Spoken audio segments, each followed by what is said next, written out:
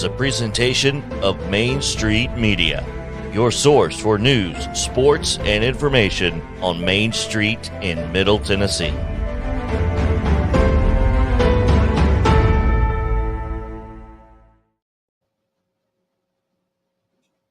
Sounds like 30 years of the best sports talk in Middle Tennessee, featuring Tennessee Radio Hall of Famer George Plaster, Tennessee Sports Hall of Fame coach Watson Brown, and Young Guns Billy Derrick and Michael Cindric. And now, here's your host, George Plaster. Hello again, everybody. Welcome in. This is our third day, and they haven't figured it out yet. If they had, we wouldn't be here. But we welcome all of you in. Cloudy, overcast Wednesday in Nashville, Tennessee. We have a great show for you. It dawned on me about 2 minutes before we went on the air. In the 30 years that I have done this, I have never admitted at the beginning of a show that the show was going to be crummy. So believe what you want to believe, but I think we've got a really good show for you. Let's call roll. Let's start up on the plateau. Say hello to Coach Watson Brown. We are still working on Watson. We are still doing our best. Right before the show. Really? Yeah. We'll get it right. We'll get it right. We'll get him back just like we did yesterday. Okay. Well, moving right along. This is live TV, isn't it? Yes. By the way, if you're wondering, yesterday we made reference to the Ayatollah Khomeini. And just moments ago, I discovered that he no longer is with us and has not been for about 32 years, passed away in 1989. Shall we go to the update? Let's do it, George. You ready? What the heck? Why not? Item number 1. All right, George. Item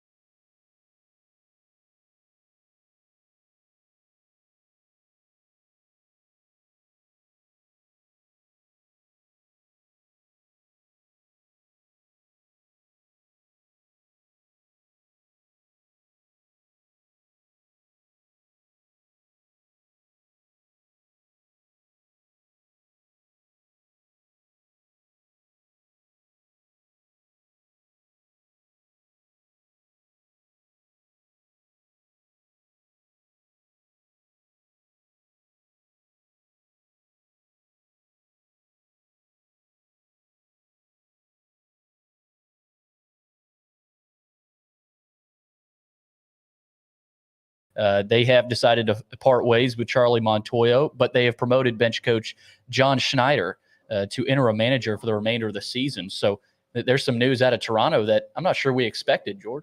Well, here's the deal. The Yankees have run away basically with that race.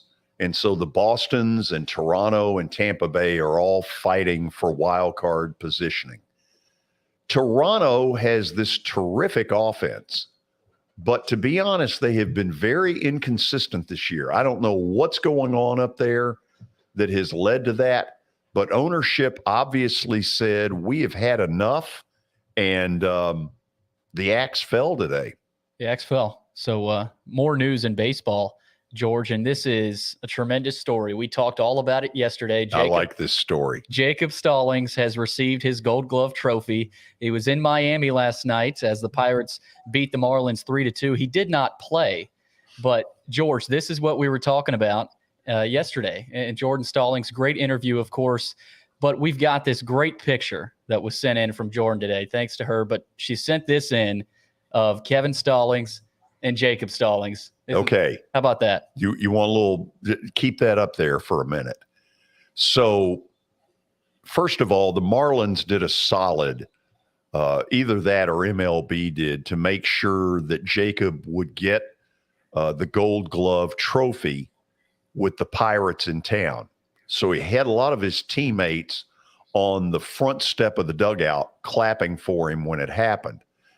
Kevin told me that once they finished the national anthem, Jacob's little 5-year-old boy, Emmett, who is just as cute as he could be, apparently some of the Pirates who had been Jacob's teammates were yelling at the end of the anthem, "Emmett, Emmett." And he went over and high-fived about 5 of them before they got him off the field. I would love to have seen that. Kevin didn't think they had anybody that had any of the photography of it, but it was a big night. This was an award that Jacob really wanted badly. And so good for him and good for Dad, who I know really enjoyed it. Now I'm looking at Watson over there. Watson, can you hear me? Yes, I can, George. Can you hear me? Why do you keep causing these problems? I think it's you. I think you just do not want to get me on till a little later in the show. It's been 22 long hours. I've missed you, and yet you just put me off. Well, I mean, what?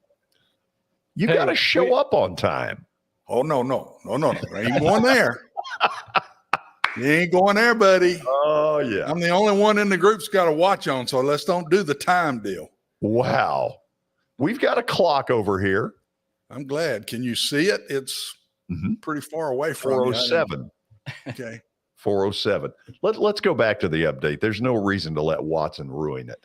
Let's get back to it, George. We've got some college football news to get to. Yeah, I like this one. Watson's going to have some fun with this. This is pretty funny. Mike Gundy asks why Texas and Oklahoma were allowed in the Big 12 business meetings. He jokingly offered advice for new Big 12 commissioner Brett Yormark yesterday. Don't let Texas and Oklahoma continue to participate in the league's business meetings.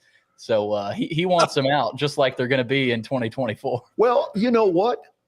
Is it possible, Watson, that in a joking way he brought up a legitimate deal? If they're not going to be part of the league, get them the hell out. Well, I mean, if you're going to go that far, what are they still in the league for then? Just get them out of there. Well, I mean, if you're still in the league, you have to participate in all ways in the league to me, George. So I mean, it's funny what Mike said, but that's not realistic. I mean, it's 2 schools in the conference. Everybody's in it. Supposed to be for 2 more years. I would be willing to bet you it all breaks loose next year. That's what I think. Watson, next week when we're in Atlanta for SEC Media Days, our show and Chris Yao and Mo Patton and JP Plant's show will both be in Atlanta at the SEC meetings. Brent Zwerneman from the Houston Chronicle, who broke the Texas OU story a year ago, will be on with us, and I can't wait to talk to him because I think it's a legit question. What is it that's holding back Texas and OU getting out of the Big 12? I don't know. Is it the SEC or is it the Big 12? Did the SEC not invite them till 25, or is it the Big 12 that won't let them go till 25? That's a good question. I'm guessing it's B. I would think so. There may be contracts involved with that, with ESPN and the Big 12, George, or Fox, whoever they're with. I'm not sure who the Big 12 is with, but there may be contract issues that they just don't want to lose Texas and Oklahoma if let's say it's Fox, that Fox says, Texas and Oklahoma are going to play under our view these next 2 years. That's what I think it might be. When Gundy said all this today, and I have not seen any of the clips, did he have the mullet? Oh, that's a good question, George. I know he went away with the mullet. I think it was last year before the season, I think. Yeah. But he usually brings it back for the media days for Big 12. So we'll have to see about He that. needs to get rid of it. Watson, It's not a great look. I know you like it, Watson. Oh, yeah. I would have been really good looking, wouldn't it, George, with a mullet? Yeah, that would have. We might have to just That would have gone over design well. one for you. Oh, thank you. What Make sure else it's blonde. What else have we got? George, we got some big college sports day today. We've got some basketball news. Gonzaga and Michigan State are set to play on an aircraft carrier off the coast of San Diego for Veterans Day this year, 2022. It's been 10 years since college basketball last played a game on the water. So those are always really cool to watch. I mean, it's a great idea, but didn't they have to cancel that one because the floor was so slippery that they were worried about injuries? Yeah, that was the North Carolina Michigan State one. I think that was the last one they did. Yeah. So there were some issues there. But, I mean, it's a great thought. It's a great idea. I just don't know that you can make it work. No, and isn't that amazing? 10 years? It doesn't seem like that was 10 years ago. Yeah. no. Time flies when you're having fun. That could No be, question. That could be a really good game, though, George. Gonzaga and Michigan State. They always seem to involve Michigan State in that deal. Let's move on, though, George. Some soccer. Nashville SC will be at home against Seattle tonight, 7:30 p.m. at Geodis Park. And we've got a report coming in the 5 o'clock hour from Butch Samad and Jordan Stallings. So, Listen, this stuff show coming up. spares no expense. I mean, oh, man, that should be fun. That should be fun, George. Watson, we opened up the budget on that one. Oh, big time. Seriously, though, I want to thank the folks at Nashville SC who helped us pull that off. That was nice. They need a win tonight. They have not been as good as they were a year ago when they started steamrolling people, in particular over at Nissan Stadium. And for whatever reason, they have not been able to score as many goals. They're coming off a big loss in Charlotte Saturday, but they will have over 25,000 there tonight. John Ingram and that staff, you talk about tireless in pursuit of season ticket holders. They have sold over 23,000 season tickets. To me, that is mind-boggling. That's fantastic. And one of the eyeballs that'll be there, the set of eyeballs that'll be there tonight's my daughter Jenny. She's going to the game. So, Really? yeah, she hadn't seen the stadium yet. Looking forward to going. You haven't been in there. I have not. It's beautiful. It looks it from off the cameras. It sure does. They one of the things they've done, you'll see it in the film, is they've got different color seats, a little bit like the Superdome did it when they opened. And it's really hard to tell when you're in there, is a seat empty or is it not empty? And for TV purposes, even though they've got most of the seats full, it always looks full. Yeah, that's a pretty good idea. You don't see that in the new stadiums. That's interesting. How many does it hold, George? I don't even know that. Right at 28.5 to 30. Right under 30. Yeah. Good size. Yeah. George, let me butt in here real quick. Sure. You know what I forgot to do? What? Forgot to do the live read. Oh, well, by all means. Yeah, let's get to this live read, George, before we get to our interview. This is, of course, presented by the Justin Tucker team with Platinum Realty Partners. The Justin Tucker team is proven to be trusted with your most personal asset. Call the Justin Tucker team at 615-906-8458. That's 615-906-8458. Not very often do we get to have a Division I college athlete join us on the show. Today, that is going to happen. We're going to head to Tallahassee after the break and talk with Florida State Seminole wide receiver Mycah Pittman. Got an interesting background. Father played pro football. He's got a brother that plays for the Colts. And now he's transferred from Oregon down to Florida State. And by the way, they open their season the Sunday night of Labor Day weekend against the LSU Bengal Tigers. That's what's coming up next. This is the George Plaster Show on Main Street Media Television.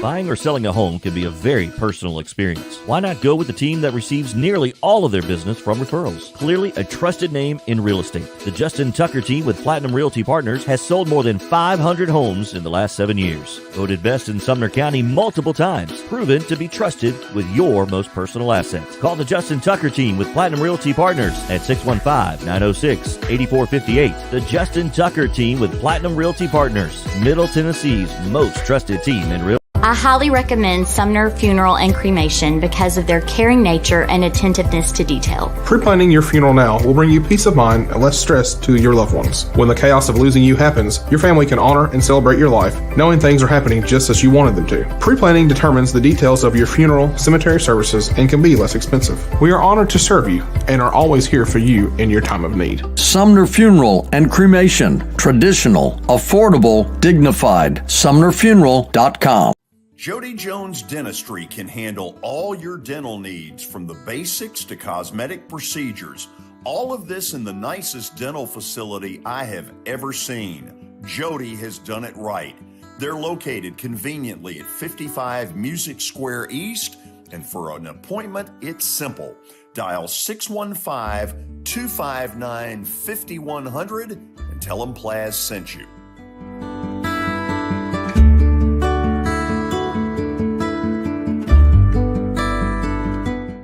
When you're thinking about golf, consider Riverside Golf Links. Under new ownership, the course has improved dramatically.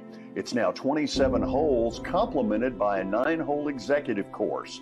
Book a tee time now at 615-847-5074 and get ready to enjoy the beauty of golf in the Old Hickory area at Riverside Golf Links.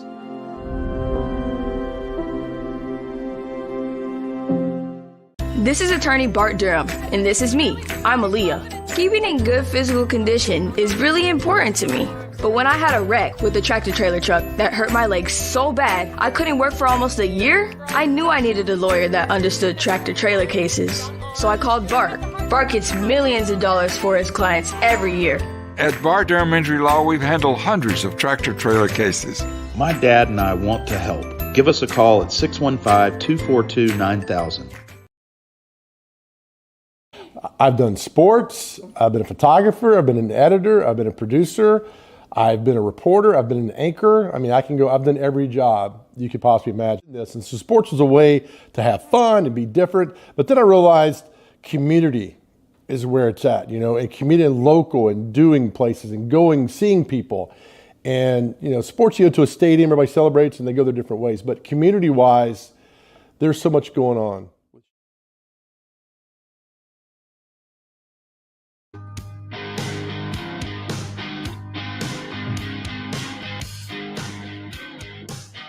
We are back. We'll head to Tallahassee here in a moment or two and talk with new Florida State wide receiver Mycah Pittman, who I'm told is a live wire and should be a lot of fun as soon as we get him on here.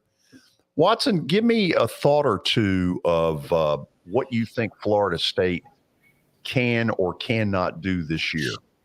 Well, I think this is the big year, and they need to step up. They've got to get back to the old Florida State, and I think they're capable of doing that. I think the recruiting, the talent level has improved in the last couple of years, George, and they should take a step this year, in my opinion. They've won some big games in the last couple of years, but they've had no consistency and not anywhere close yet to the old Florida State that we all know. Here's one to pay attention to. As I mentioned earlier, they open their season the Sunday night of Labor Day, which is a big national TV deal at night. They play LSU on a neutral site in New Orleans. Yeah, sure it is. That's like at Mississippi State. when we had a home game and I guess we sold it and said, well, we're going to play Florida on a neutral site in Orlando. In I said, Orlando. yeah, that's real neutral. You know, you bring that up. You don't ever hear that anymore.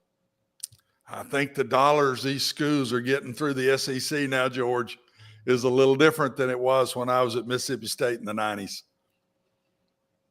And good. That deal needed to go away. Yeah, I agree.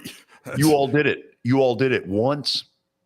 It's the only time I can remember we gave up a home game to Florida and went to Orlando and got beat.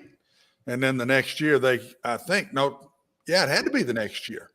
They came to us and we beat them good in Starkville. So, I mean, really good. Beat them like 35-14 or something like that. So it does make a difference where you're playing.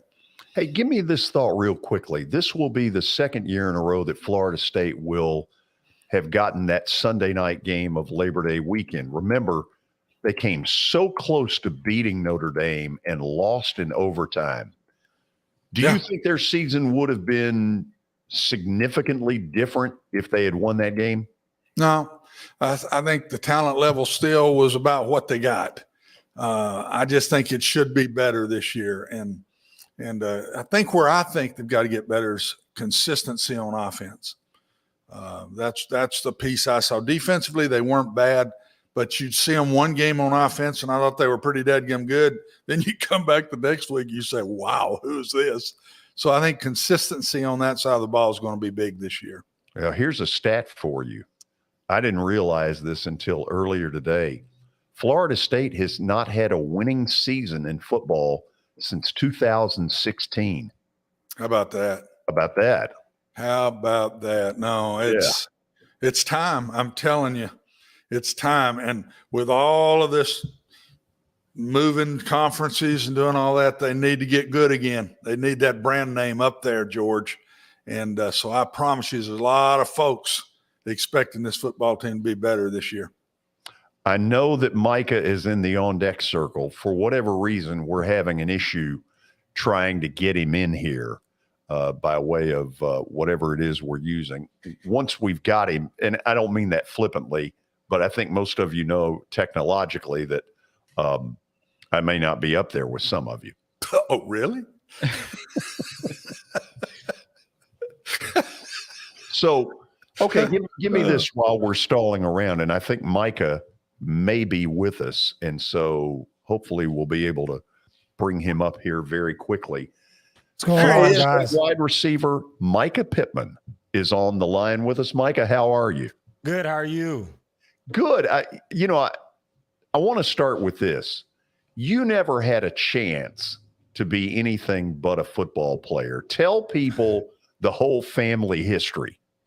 It was kind of off the get-go as I was going to play football. I mean, I love football. I loved being part of the game, and I instantly fell in love with it as a little kid. My mom didn't want me to put on the pads, so I was like 13 or 12. I begged my dad. I cried to my dad to put me in some pads at 9.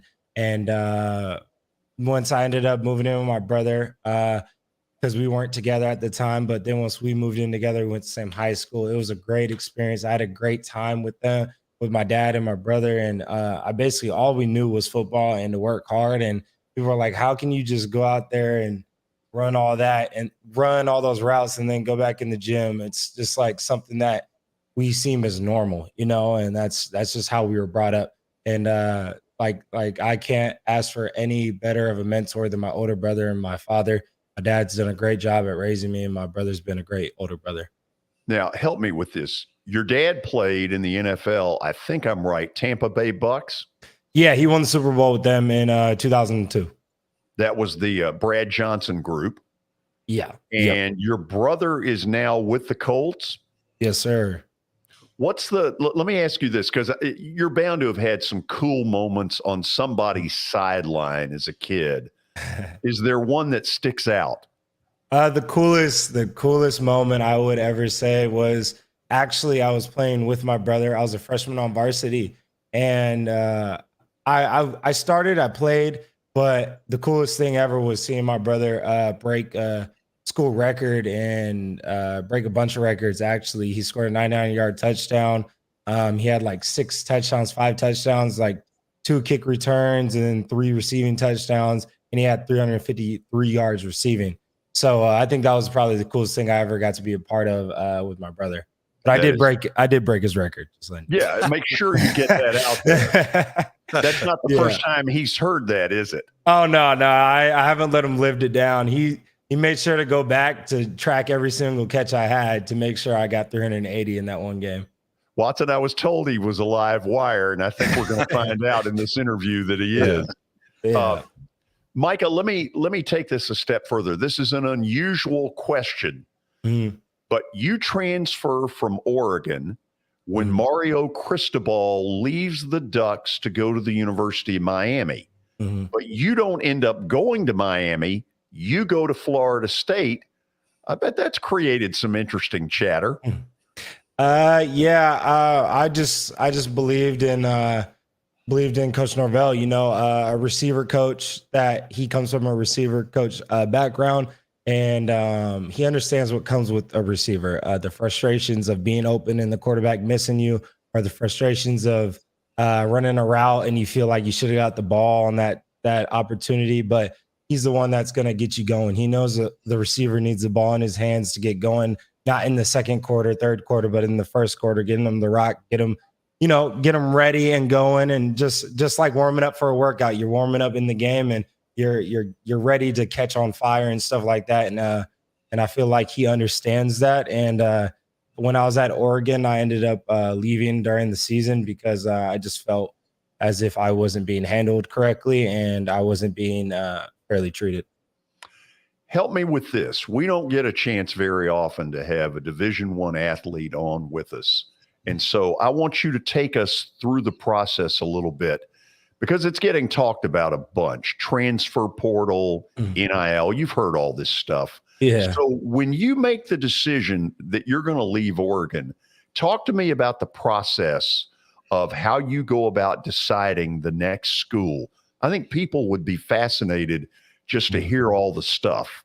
Yeah, it was kind of weird when I first hit the portal. I heard from South Carolina right away. I heard it from like 4 or 5 SEC schools. I heard from every single Pac-12 school. I can't think of a Pac-12 school that didn't reach out to me.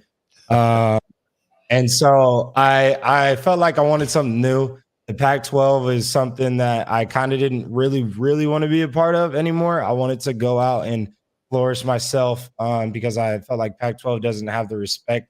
I mean, I feel like they do need to have respect because they have great players in that division, or in that conference, sorry. And but like I said, I feel like ACC and SEC has the most respectable divisions, so I wanted to be somewhere around there. And I felt like Florida State was recruiting me the hardest, and they wanted me in multiple ways, and they showed that they were going to display my talents in multiple ways. And if I didn't ding up my shoulder, I guarantee you they would have showed a lot more ways of my potential during that spring game. Mycah, last thing on my end before I turn you over to Watson Brown. You wanted out. You've made that very clear in what you've said to us. But for athletes that are either on the fence post or really don't want to leave, how much pressure are they getting from other schools basically saying, come here, the grass is greener at, I don't know, Guatemala Tech? It's like that a lot of places. But I would honestly say be careful doing that because some guys, they hit the portal and no schools hit them up. And then they try to go back to that school and the school's like, well, you left us. And now they don't have a scholarship and they don't know what to do. So I would just say be careful with what you're given. Like, for example, I felt like I had flashes. I showed tape that I can make plays in college football. It was just the opportunities. I mean, shoot, I had I had like 2 targets in Stanford. No, I had 1 target in Stanford and I had 70, 60 yards or whatever. And that was my only opportunity I had. So I knew that was on film, and showing something like that is like what kept me confident in being like, okay, I can hit the portal and schools are going to want me because I've shown what I can do. I just didn't get the opportunities to continue to do what I was doing. Are you a broadcast major? No, I do want to get into all that fun stuff. Once I'm done with football, I will feel like a big empty space will be in my heart. So I'm definitely gonna be in the broadcasting world eventually. But this is my gaming setup right here. So yeah. Okay, put me on your reference list. Now, it won't get you anywhere. Okay. But I'll let them know you're very capable. Watson, say hello to Mycah Pittman from Florida State University. Mycah, thanks for coming on with us, man, and good luck. Good luck on the year. I was a college football coach for 44 years. So okay, I understand some of the things that you're doing. My brother transferred, who is, by the way, the head coach at North Carolina. Oh, okay. That play those guys. And Matt transferred to Florida State from Vanderbilt when back in the day when I got injured, and then he left Vanderbilt and went to Florida State. So he's been through that. The transfer portal, Mycah, and the NIL, we see all the good things. You hit a little bit already on my first question, but people see the good things in that. Talk a little bit about the tough things that you have to deal with once you transfer or when you're in the NIL. Because there are tough things out there that you have to deal with. Everybody thinks this is just some utopia. And that's really part of it, but there are other sides. Talk about that a little bit. Yeah, so NIL and transferring is a lot. So for example, like schools are going to be upset. I mean, there was a lot of upset people with me and my decision, and it is what it is. Like, I could care less. I've had a platform for a while now, and I've been able to handle it pretty well. I feel like if a rude comment comes up, mean comment comes up, I just sit there and laugh at the ignorance of this person because I know what I'm capable of doing. And so it's just funny to me. And then the NIL stressful part is, honestly, it's really not as bad for me. It's been really just a blessing. I can't really say NIL is stressful other than me constantly having to post things. But I mean, my agents they've done a great job at handling my situation. So shout out to my guys at Vayner. They've done a great job. And so I just appreciate them because a guy like me is all ball. Like, I love football. And whatever comes with football is those deals and those opportunities. And so that's just a little side thing that I got. But my primary focus is football and what I love doing. And then my little hobby is gaming, and that's it. Well, Mike, I think you're being smart. Does this same group handle your taxes? All the little things that go with this that you guys have never had to deal with before. To me, all of a sudden at a young age, it's thrown on you. I think it's great that you're getting money and you're working for the money. I understand that, and I think it's great. But I also think there's things that you're also learning that probably you didn't think about.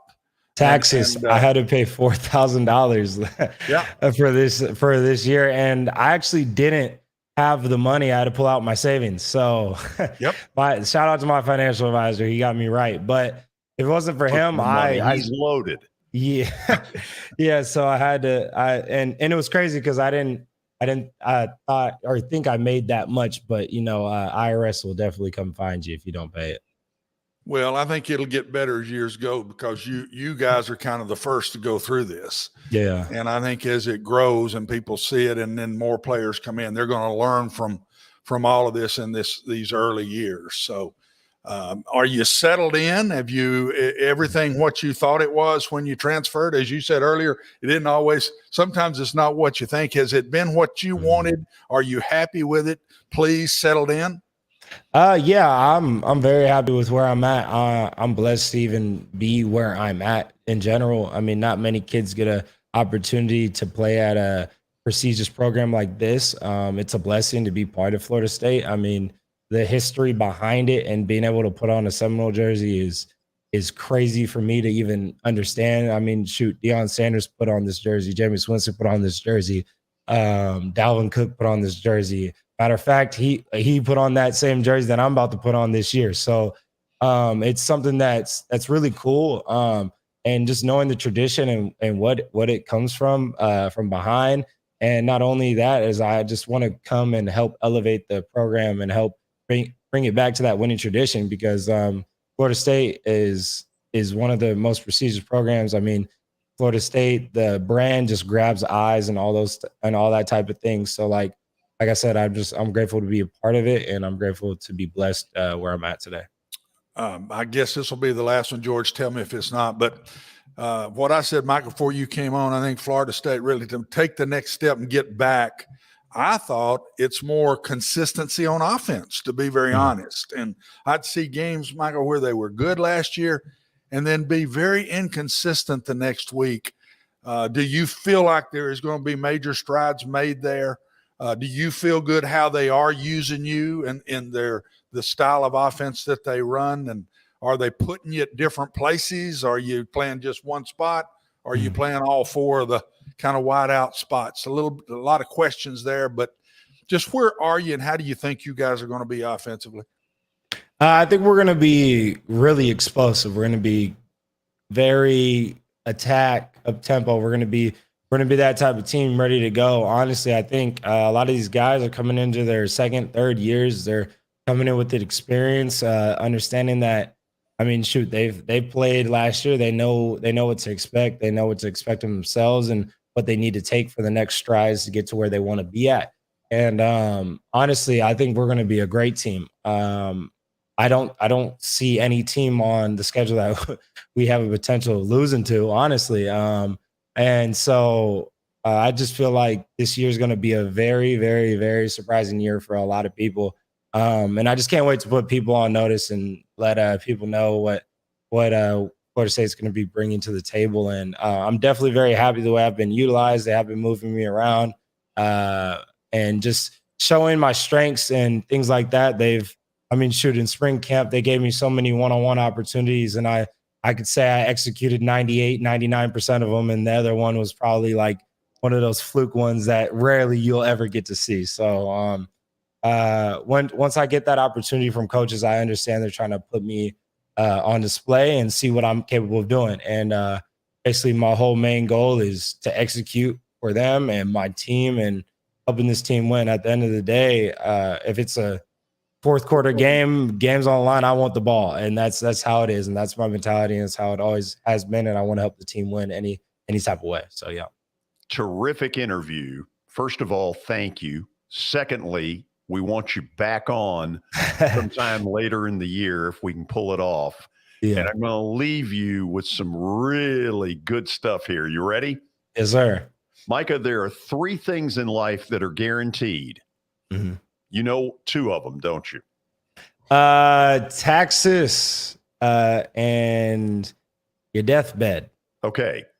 There's a third. Death, taxes, and when you play LSU in New Orleans, it is not a neutral site.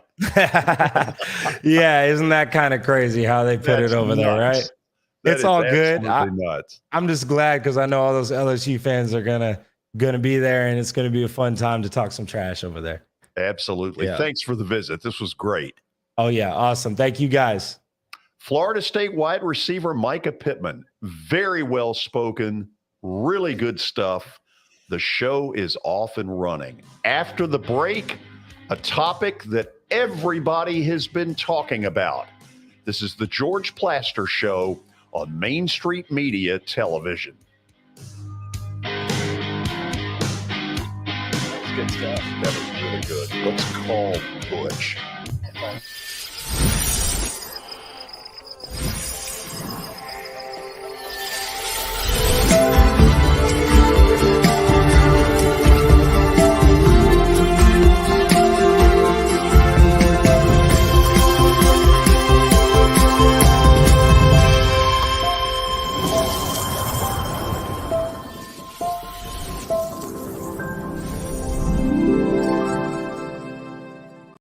At WellSkin Dermatology and Aesthetics, we pride ourselves in providing access, innovation, and a patient experience second to none. Access to care and treatment when you need it. Innovation with medical-led cosmetics and various on-site technologies for full-service treatments with a customer experience that is calming, casual, and effective. Independently owned, providing medical, surgical, pediatric, and cosmetic dermatology and more. Visit WellSkinMD.com to schedule your appointment today. WellSkin Dermatology and Aesthetics. Access to healthier skin.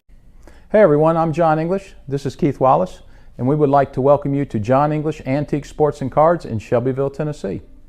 We specialize in graded and ungraded sports and non-sports cards, vintage wax boxes, and unopened cases. We have a large selection of PSA graded cards. We also specialize in old sports collectibles, baseball, football, basketball, golf, and tennis. You can find it all at John English Antique Sports and Cards. We are happy to be associated with Nashville's greatest sports antique, George Plaster. Have you heard about the high levels of radon in Middle Tennessee? Radon gas is the second leading cause of lung cancer, second only to smoking, and has no color, no taste, and no smell. The only way to know if you have radon is to test for it. Duret Radon Mitigation offers testing for small and large-scale residential and commercial properties, plus mitigation services. Visit DuretRadonMitigation.com to request testing or get a free estimate for mitigation. That's DuretRadonMitigation.com.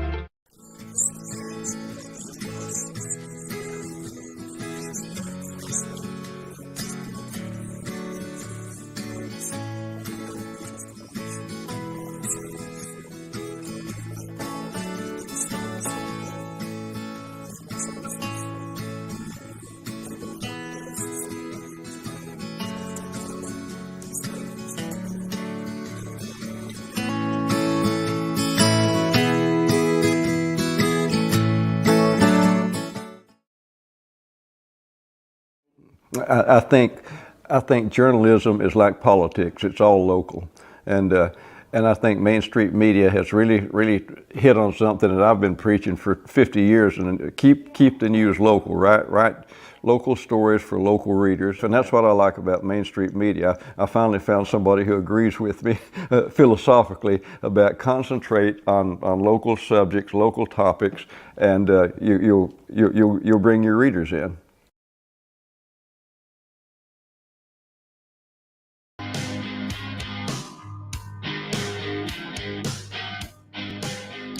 So here we go. This is a topic that everybody has been talking about. We've sort of delved into it a little bit.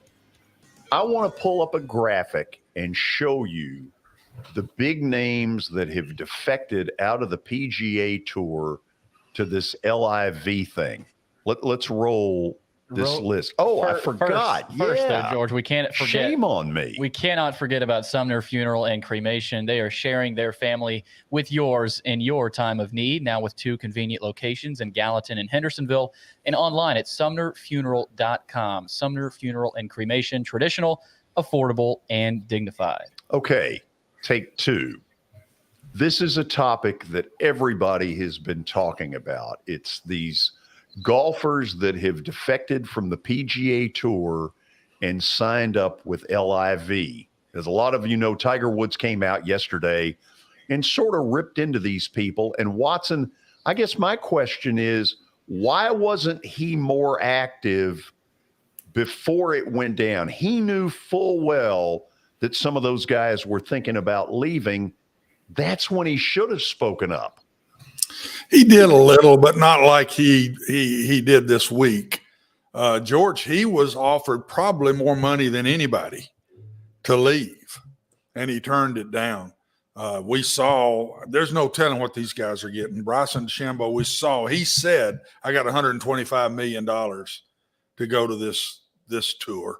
And if that's what you call it, the things he said, I liked. 2 things he brought up to me that are important were, the first one is this tour made you, and then you just leave it immediately to go for the money. And the second thing is, how do you give up the majors to do this?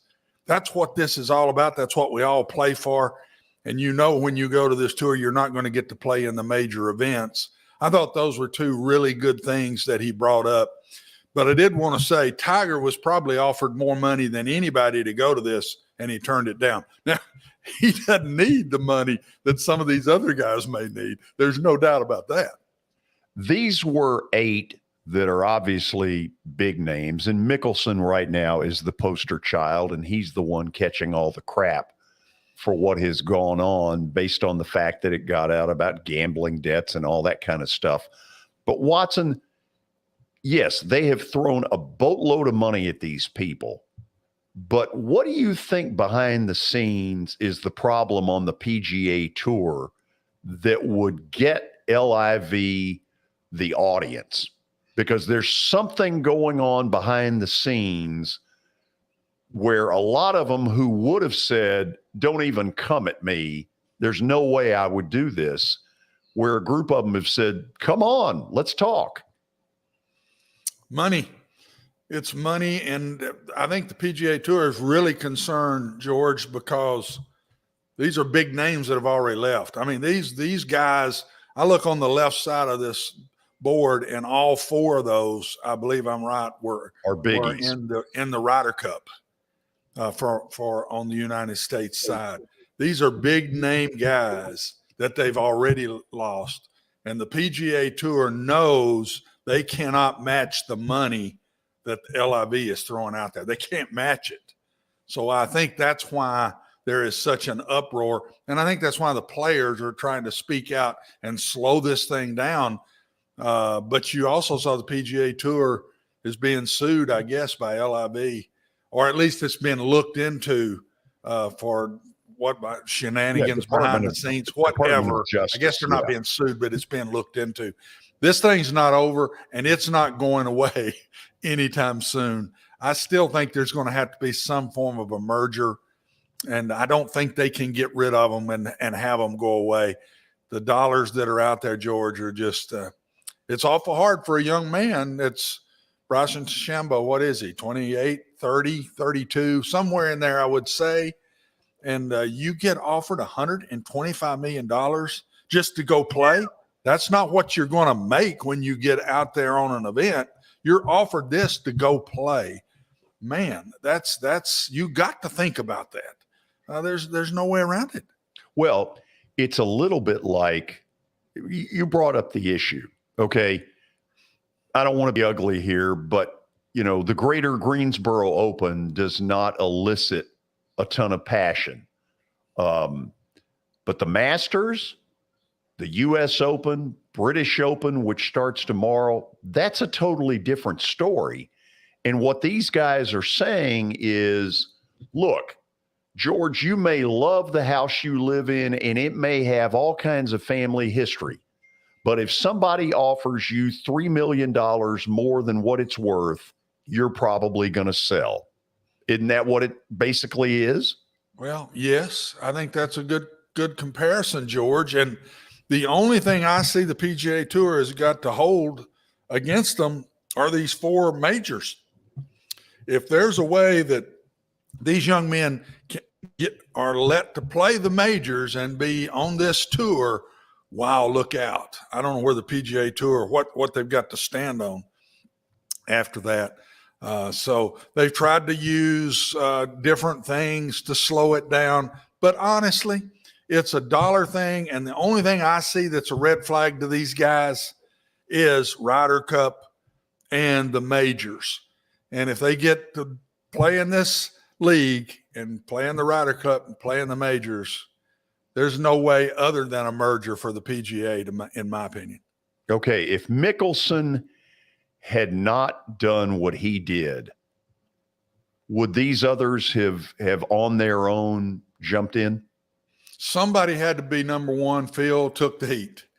Knowing the personalities, if you look at that left side that was up there, those are all kind of wild personalities. Dustin Johnson, absolutely. Bryson DeChambeau, and Patrick Reed. They have those strong personalities that aren't afraid to speak up, aren't afraid to do things. I would promise you throw Sergio Garcia in there with that. On the other side of the ledger, I think one of those would have jumped. And I don't think it's over yet. I still believe the one trump card, if they can keep them out of the Ryder Cup, if they can keep them out of the majors, that may slow this thing down. But other than that, George, I don't see anything. I'm with you. There will have to be a meeting of the minds at some point. There is no way. First of all, I'm not sure the PGA Tour can withstand 5 more of the types that were on the left side. Put that list back up if you can. Okay. The first 4. if you had 4 or 5 more that have that level of personality, what does that do to the PGA? No, that is for the major personalities. And I throw the 5th one, Sergio Garcia, in that. And George, look at that list. They're all Ryder Cup guys. They've all won majors all the way through Phil Mickelson. Those guys have all won majors. And still other than Phil, these guys are not that old. I guess Sergio might be getting up there a little bit, but these are young guys. Those 4 leaving, believe me, behind the scenes, it was a stab right in the heart, man. The PGA Tour bleeding. They're not going to show it. They're not going to display that. They're not going to talk about that, but they're scared to death right now, in my opinion. I would be. You mark my words this weekend. Yeah, the British Open is important, and everybody will cover it the way they always do. But I think behind the scenes, the big story is going to be trying to get reaction from the PGA Tour players as to this group that is bolted. And I think you're going to see some fireworks over the next 3 or 4 days with the reactions of the players. And there already have been, George. The players are all, a lot of them, I saw where Justin Thomas said, can we talk about anything but LIV golf? Is there a tournament going on here? I mean, so it's starting, it's wearing. It's wearing on everybody. And I think, aren't most of those on that left side, and Sergio, I think Lee Westwood, they're in the tournament this week. I think I'm right about that. Wow. I know that some of them sued to get in, and I think they're playing in. I believe most of those are playing in the Open this weekend. Interesting, to say the least. Okay, when we come back, stat of the day, I am 0 for 2. Watson is blazing hot. 2-0, trying to make it 3 in a row. We will find out when we come back. This is the George Plaster Show on Main Street Media Television.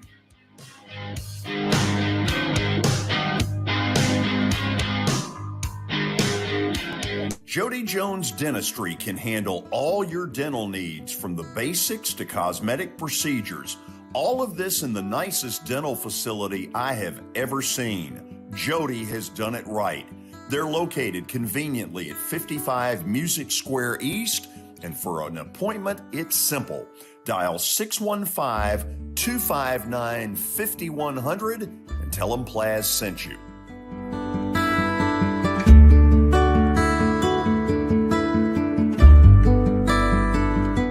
I highly recommend Sumner Funeral and Cremation because of their caring nature and attentiveness to detail. Pre-planning your funeral now will bring you peace of mind and less stress to your loved ones. When the chaos of losing you happens, your family can honor and celebrate your life, knowing things are happening just as you wanted them to. Pre-planning determines the details of your funeral, cemetery services, and can be less expensive. We are honored to serve you and are always here for you in your time of need. Sumner Funeral and Cremation. Traditional, affordable, dignified. SumnerFuneral.com. When you're thinking about golf, consider Riverside Golf Links. Under new ownership, the course has improved dramatically. It's now 27 holes, complemented by a 9-hole executive course. Book a tee time now at 615-847-5074 and get ready to enjoy the beauty of golf in the Old Hickory area at Riverside Golf Links.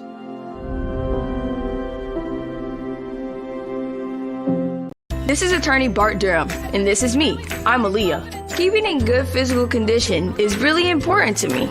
But when I had a wreck with a tractor trailer truck that hurt my legs so bad I couldn't work for almost a year, I knew I needed a lawyer that understood tractor trailer cases. So I called Bart. Bart gets millions of dollars for his clients every year. At Bart Durham Injury Law, we've handled hundreds of tractor trailer cases. My dad and I want to help. Give us a call at 615-242-9000.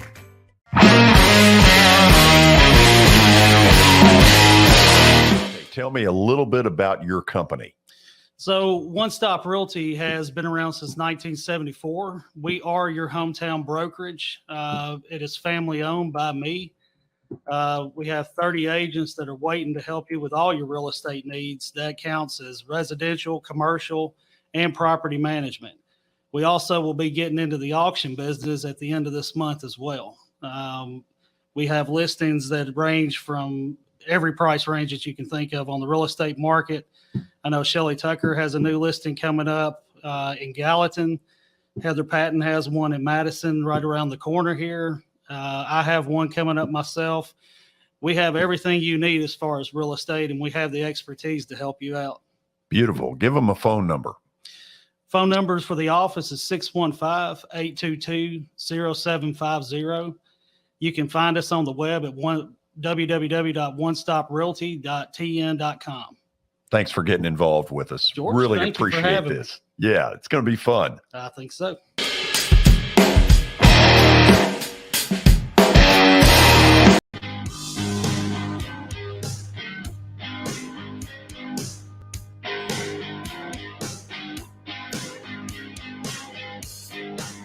Welcome back into the George Plaster Show. How about that for the open? Oh, that was really good. Way to take a leadership role. George, we've got the stat of the day presented by John English Antique Sports and Cards. And George, we've got an interesting one today, but first, they are specializing in antique and historical sports equipment, games, advertising, and other sport-related items. You can visit John English Sports and Cards in Shelbyville, Tennessee, open Tuesdays through Fridays from noon to 5 p.m. and Saturdays from 10 a.m. to 5 p.m. For more info on John English, log on to their website, johnenglishgradeDcards.com. I'll just say it the way it is. I've been down there. That is one amazing place. If you are a sports fan, you need to go, period. What do we got? George, we ready for today's stat of the day? And here it is. How many men's pro sports teams don't end in the letter S? Do not end in the letter S. Okay, Watson, let's start with this with both the Boston Red Sox, Chicago White Sox. You with me there? I don't get the question. Pro sports teams don't end in it. The teams that don't end in S, right? Yes, yeah, sir. their nickname. The nickname. Yeah. The nickname. I can't read. The nickname doesn't end in S. Yes, the two Soxes. You got it. Okay. Utah Jazz. Yep. Oklahoma City Thunder. Yep. Orlando Magic. Yep. Keep going. You're good. Well, okay. Let's do it this way. How many are there? Okay, George, there are 10. So you got 5 more. Oh, God. You got Are you serious? You got 5 more. Holy cow. This is a tough Are we going, wait a minute, are we going hockey as well? NBA, NFL? I'll give you a hint. The teams are the 3 major pro sports teams. That's I've seen the list. That's okay. We're going football, basketball, baseball. Yes. I think there may be one hockey team in there. I'm not totally sure. Well, look at it. I mean, you want me to reveal it now? I mean, can you not see it? And I can't show it on the screen without revealing it. Oh, now that is an issue. That is an issue. Okay, Watson, I got 5. So no matter what, even though I'm 0 for 2, the worst I will go is 0.5 out of 3. No, we either got to get them all. We're going in this. This is a double team, and we ain't there yet. Well, you try and get them all. I'm trying to think football. Okay. Is there a football team? We hadn't named any, and everyone I think it's got an S with it. I do. That's right. Raiders. Is one of them football, Billy? Yes.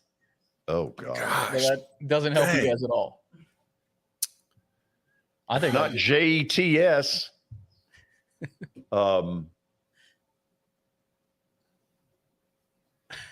It's not Titan.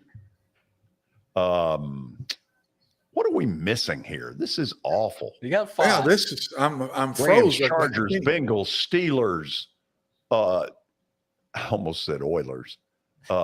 Texans, Cowboys. Colts. Oh, wait a minute.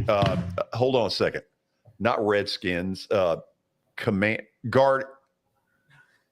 Guardian or Guardians? The Guardians. I think it's Guardians. I'm ready to reveal it. Screw it. Let's see it.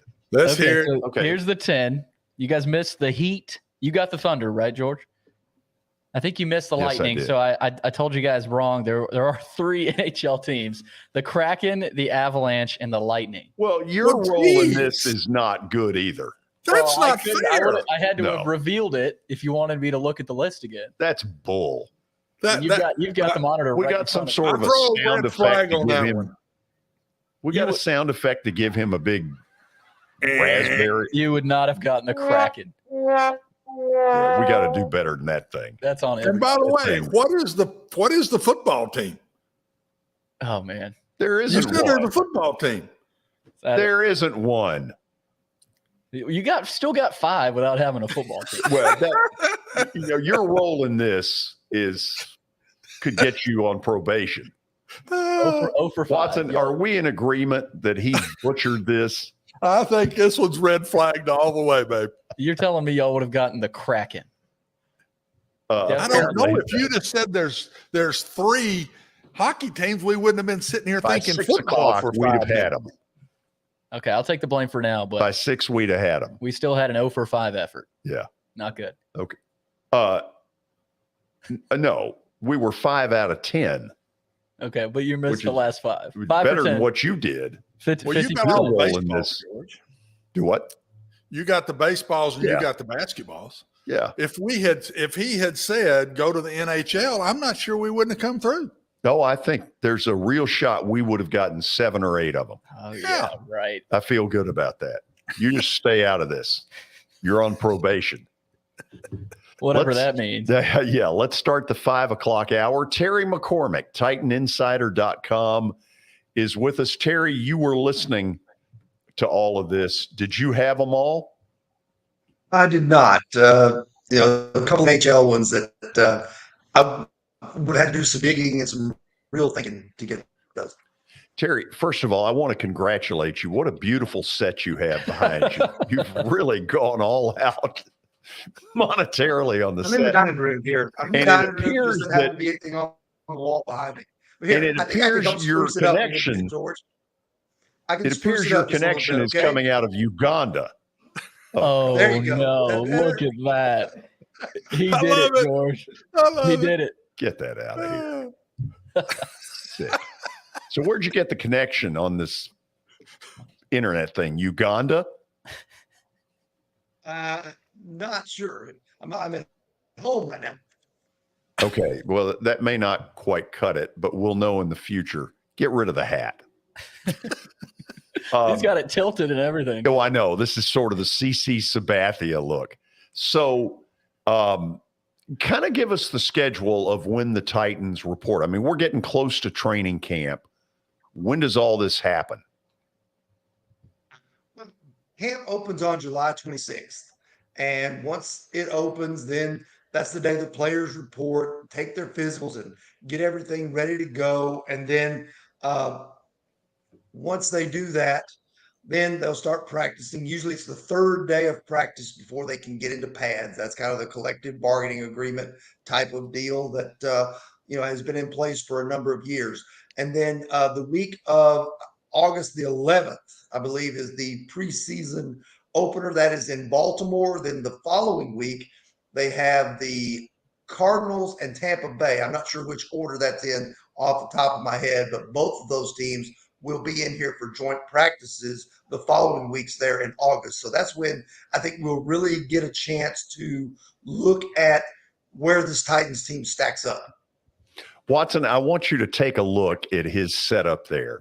If he would hold over here like 0156F, we could put him in somebody's prison.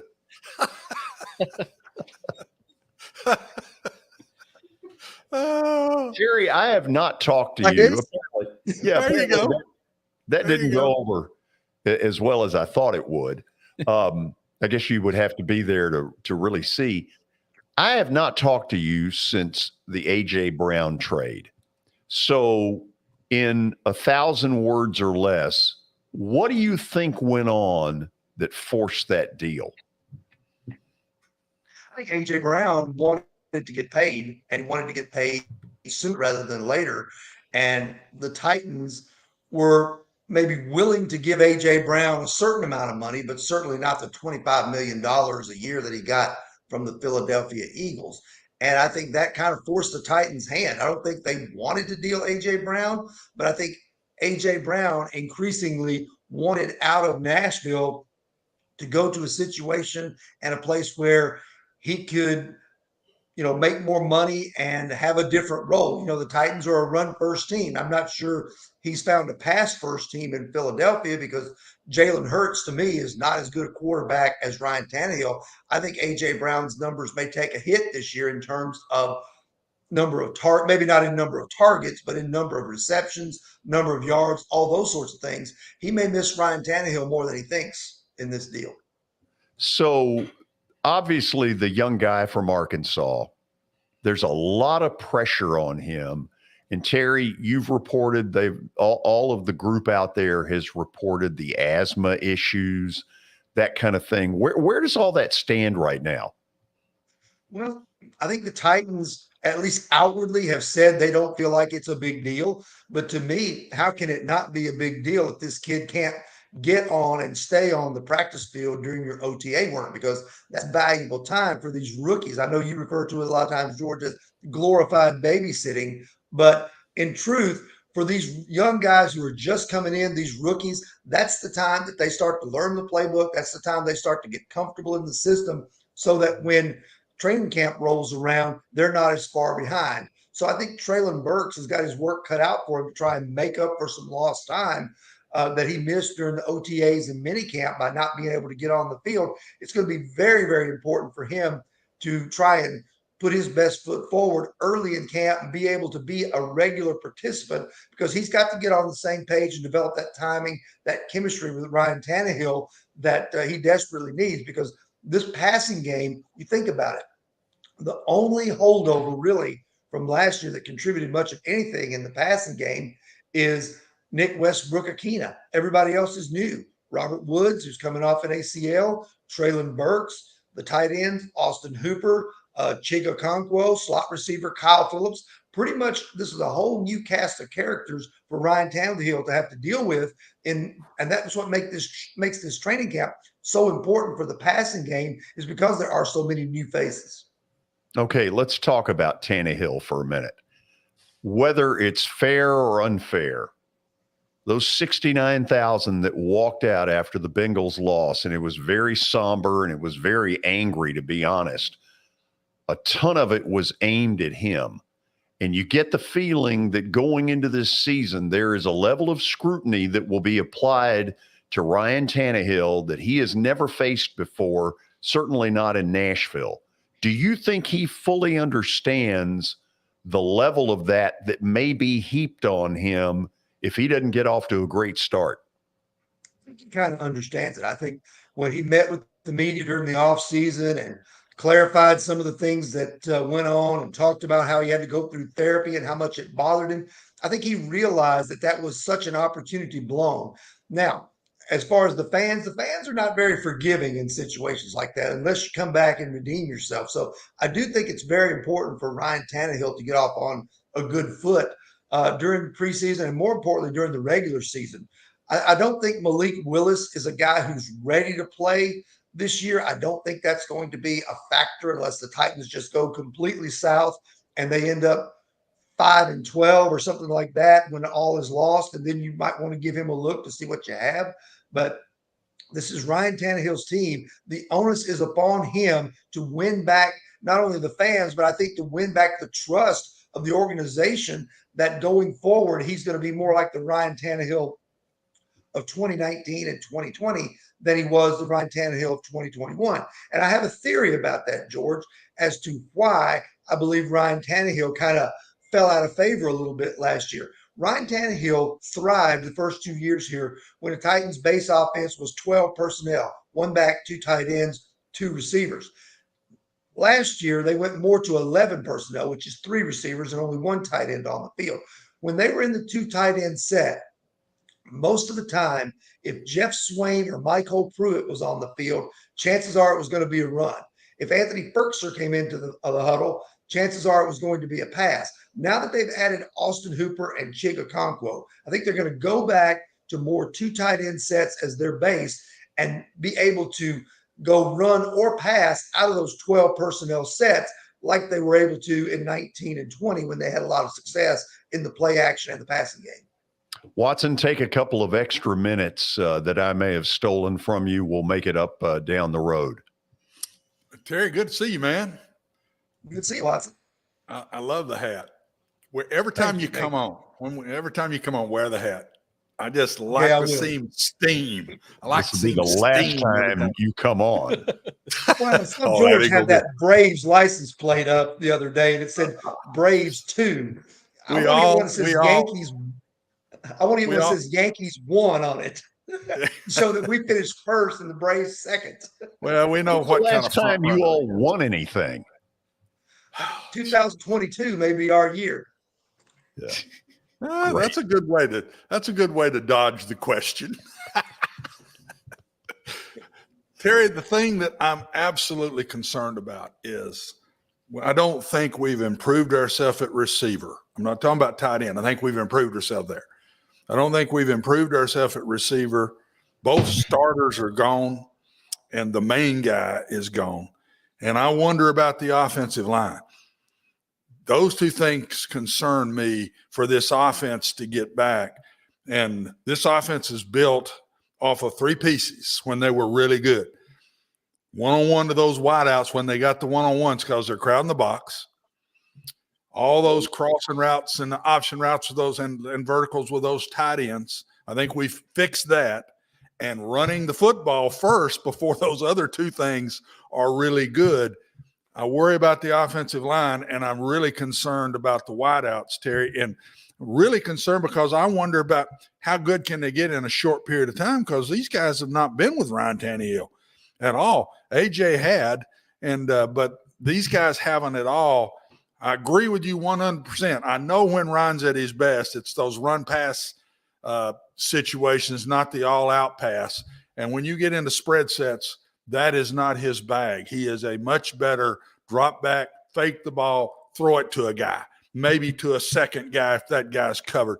That's Ryan Tannehill, and he's really good at that, very accurate.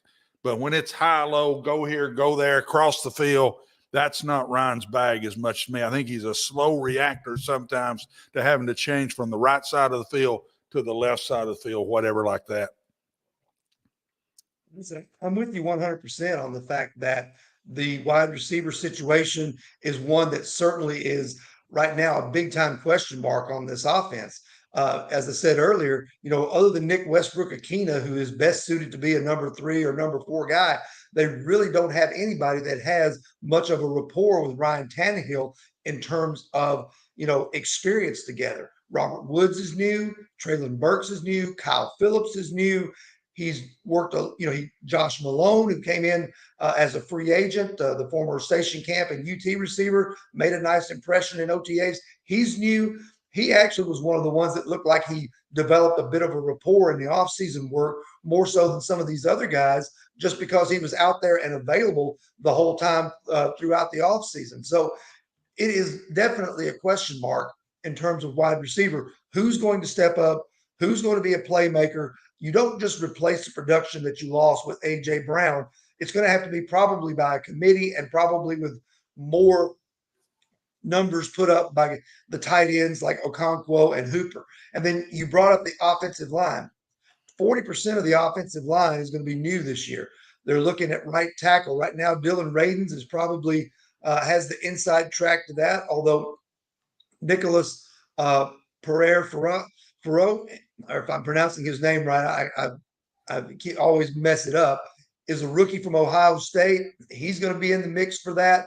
And then at left guard, if Radins loses out at right tackle, he could shift over to left guard, or you could have either Jamarco Jones or Aaron Brewer wind up with that position. So I think in a perfect world, they would like to not have to play any rookies. They'd like for Brewer probably to win the left guard job, Radins to win the right tackle job. Last year, and even the year before and 2 years before, they've not had any problems running the football, whether it was Derrick Henry or later on, whether it was Deontay Foreman and Dontrell Hilliard once Henry was hurt. But pass protection has really been an issue at times for this offensive line. I'm not sure how much better they've gotten, and it's going to take some time for this line to gel during the preseason and maybe even the early part of the regular season. So there could be some ugly moments, especially if they can't run the football consistently and can't stay out of those 3rd and 9, 3rd and 10 situations. A lot of times that crop up and force you to have to pass and allows those pass rushers to pin their ears back and go after Tannehill. Boy, I agree with you 100%, Terry. The second question I got is, there's 3 guys to me that have got to come through to save the look, the image of the draft. Ray Dance has got to come through. Caleb Farley has got to come through. Trey Burks has got to come through, Terry. That's some pressure right there now. It really is. I mean, you're relying on a lot of young guys and guys who haven't had a lot of experience. Dylan Ravens was a guy, like we mentioned earlier, wasn't ready to go last year as a 2nd-round pick out of North Dakota State. Much bigger jump coming from 1AA, as we used to call it, to the NFL, maybe than they anticipated.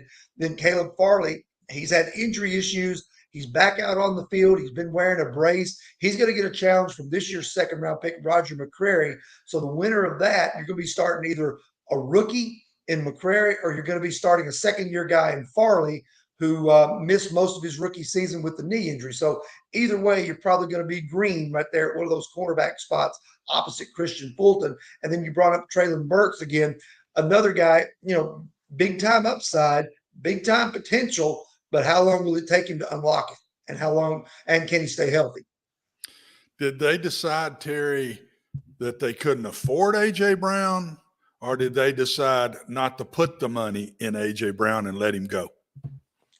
I think they decided a little bit of both. I think they decided that they drew a line in the sand, said, hey, we're willing to pay A.J. Brown X. A.J. Brown wanted X plus, so A.J. Brown was shipped off. And I think the other thing, too, is this, and don't underestimate this, Watson, in terms of evaluations and all.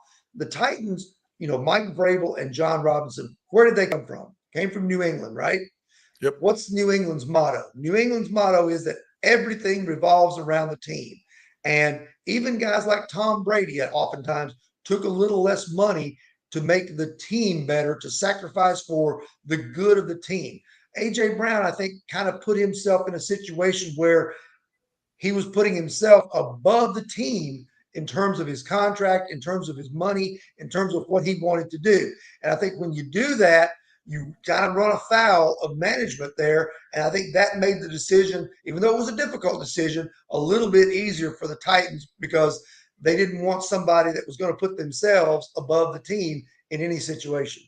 I agree with you 100%, but I think it's a big difference when you put the team first when you're winning Super Bowls back to back to back than it is when you hadn't won one and you're trying to get out of the first round.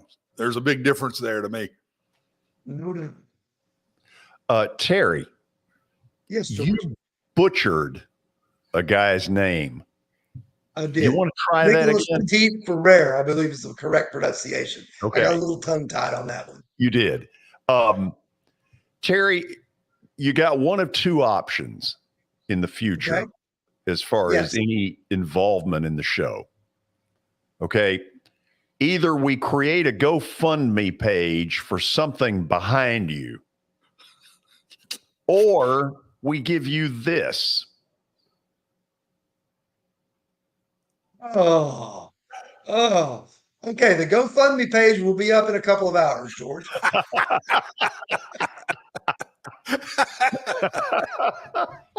Good answer, boy. Good answer. I love it. Terry, thank you as always for coming in. All right, thanks for having me. See you, Terry. Terry McCormick. Oh, Lord. Watson, that's the worst decorating job we have had on this show. Nothing. Now, ease off of him.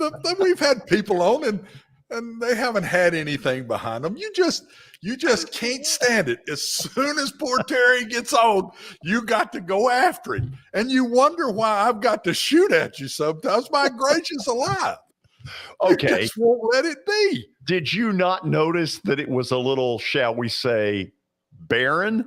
Well, it looked better when he put the Yankee hat on. At least least there was something there. Great. Guess what we're going to do in a minute here. In fact, let's make Billy do this because this is his idea. First thing, before the show's over, we're going out to Geodis Park. Jordan Stallings, Butch Samide will have an update on tonight's Nashville SC contest, 7:30 against Seattle. But we will take some of your text questions. How on God's earth do we do that?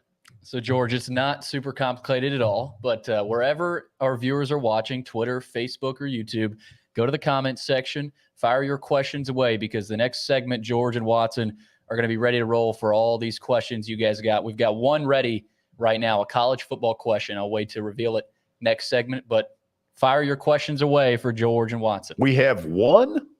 We've got one so far, George. I pulled up like 5 or 6 off the thing. What are you doing back there? I don't know if that's true, George. Well, I think it is true. Oh, Billy, he's on a roll today, bud. He's on the roll today. Poor Terry, he's got nothing left. No, Terry. He's got nothing left at all. He's got no pride whatsoever left. And now he's trying to figure out how to spell Ricky Jean-Francais or whatever. We'll go to the break. Thank goodness. This is the George Plaster Show on Main Street Media Television.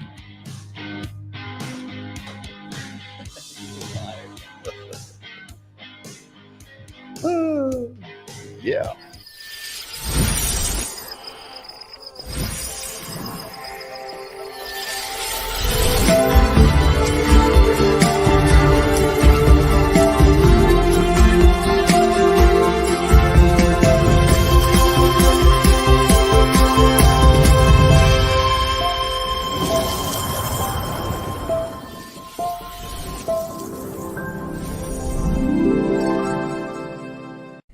Hey everyone, I'm John English. This is Keith Wallace, and we would like to welcome you to John English Antique Sports and Cards in Shelbyville, Tennessee.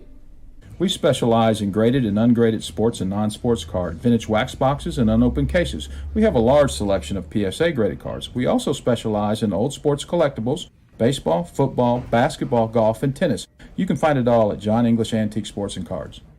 We are happy to be associated with Nashville's greatest sports antique, George Plaster. This is attorney Bart Durham, and this is me. I'm Aaliyah. Keeping in good physical condition is really important to me. But when I had a wreck with a tractor trailer truck that hurt my legs so bad I couldn't work for almost a year, I knew I needed a lawyer that understood tractor trailer cases. So I called Bart. Bart gets millions of dollars for his clients every year. At Bart Durham Injury Law, we've handled hundreds of tractor trailer cases. My dad and I want to help. Give us a call at 615-242-9000. Jody Jones Dentistry can handle all your dental needs from the basics to cosmetic procedures. All of this in the nicest dental facility I have ever seen. Jody has done it right. They're located conveniently at 55 Music Square East, and for an appointment, it's simple. Dial 615-259-5100 and tell them Plaz sent you.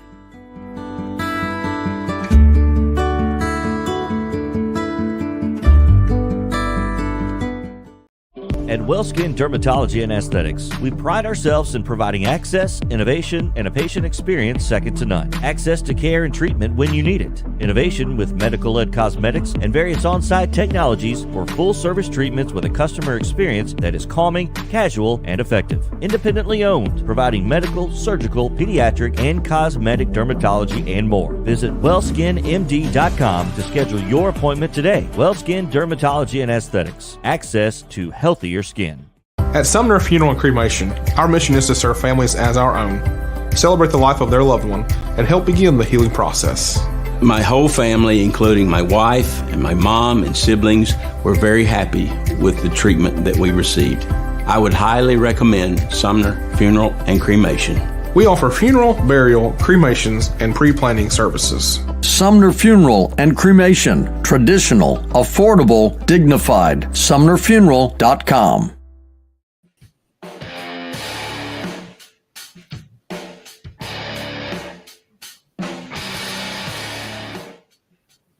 I'll admit on the front end, Watson, I'm in a little bit of a silly mood today.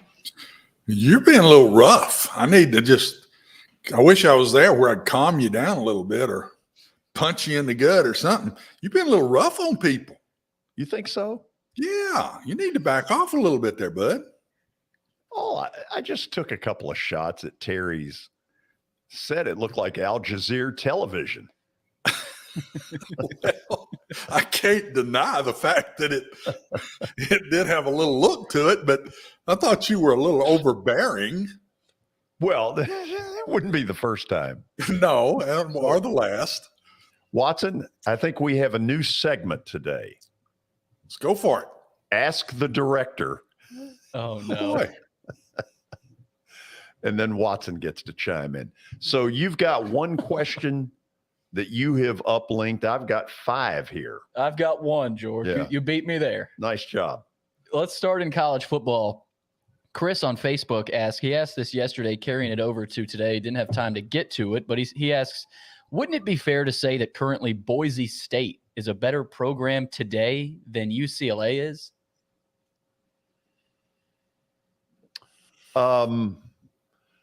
First of all, I think one of the things, Watson, we're learning is that UCLA's move was financial desperation. Yes. They were in deep you-know-what. And back in our radio life, remember, we went to UCLA one day to talk about the level of trouble they were in. Yes, we did. Okay.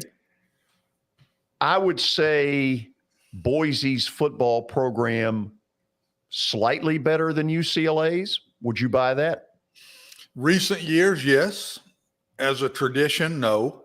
UCLA has got a great tradition, and it's a brand that when these kids are coming out, they look at it immediately if they come to them. So I think there's more to UCLA's possibilities than Boise. But I think this is the year for UCLA, Coach Kelly. I think they got to get going. I put them right there with Florida State, George. They need to have a good year and a really good year and get back up to UCLA, old-time UCLA standards. That's interesting that here's 2 schools that we've talked about today, Florida State and UCLA, both of them traditionally really good, and both of them down and been down now for a while.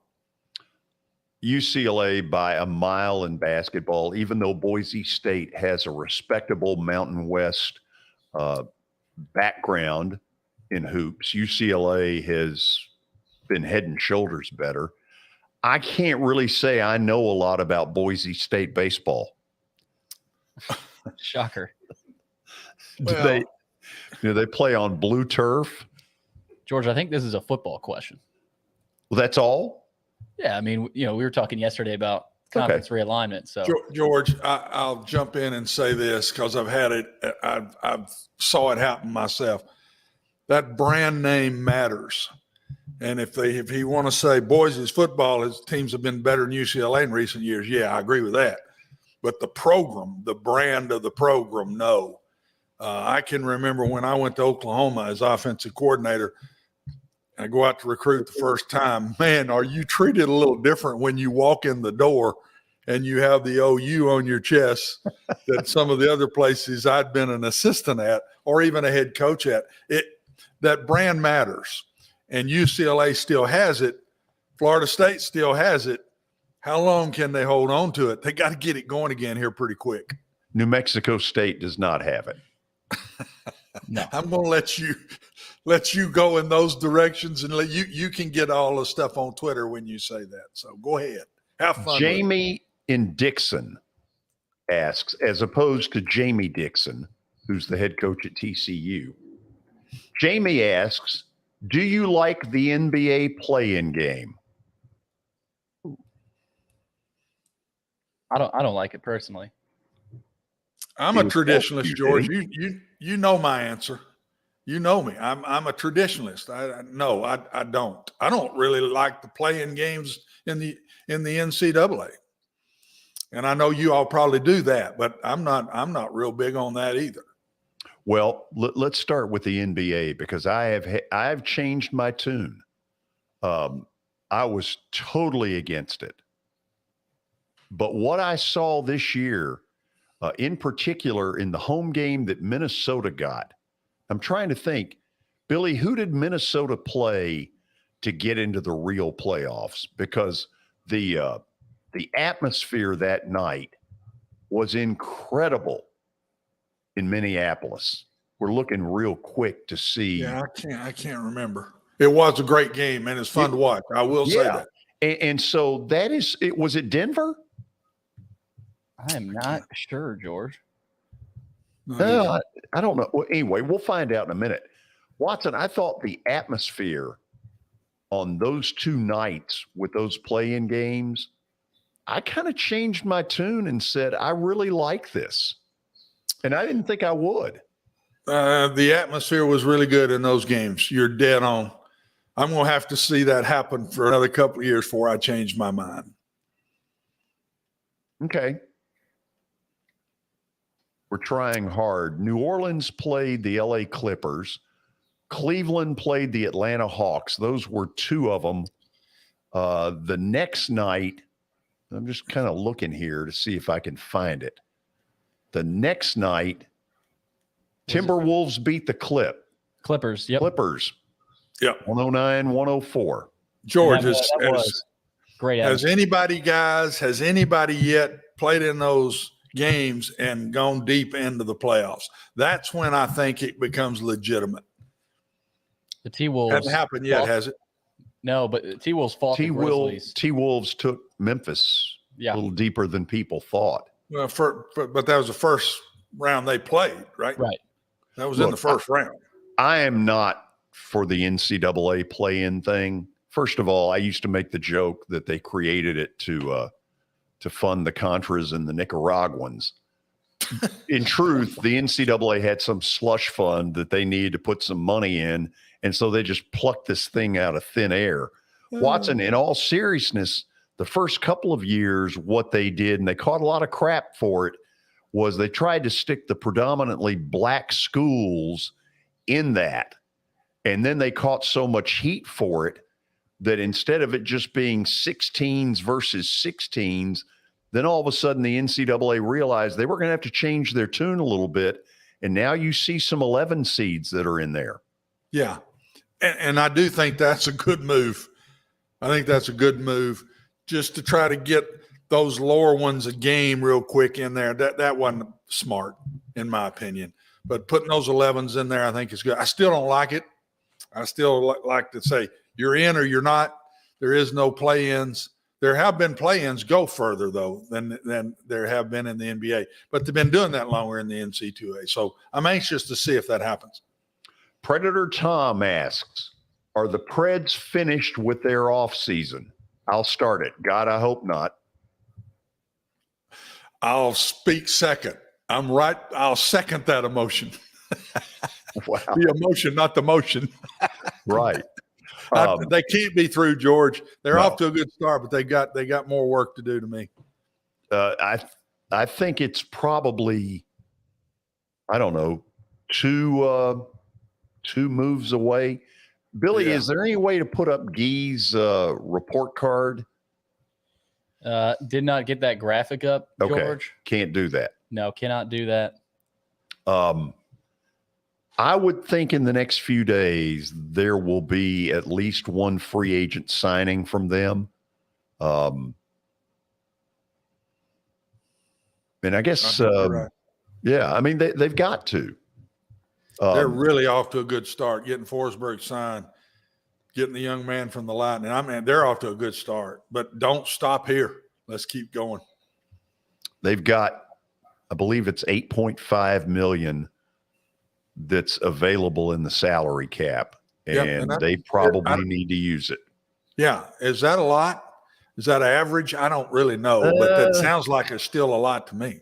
I mean, it's probably somewhere in the middle. There's some teams that are financially strapped. That's one thing David Poyle seems to have done a very good job, he and his staff, of keeping them, below having to do what Tampa did. Now, in fairness, if you win a couple of Stanley Cups in a row, the same thing happened to the Blackhawks.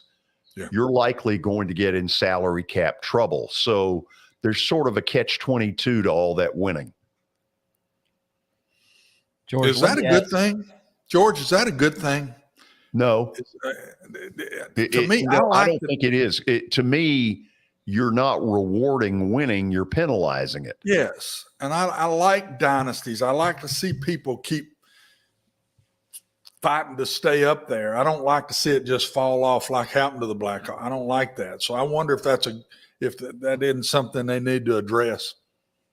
George, have the Preds instantly upgraded right now, or do we have to wait until we see this team on the ice? Is it like football where you can say you get a guy and he instantly, we've upgraded? Is that the case for the Preds right now, you think? Slightly.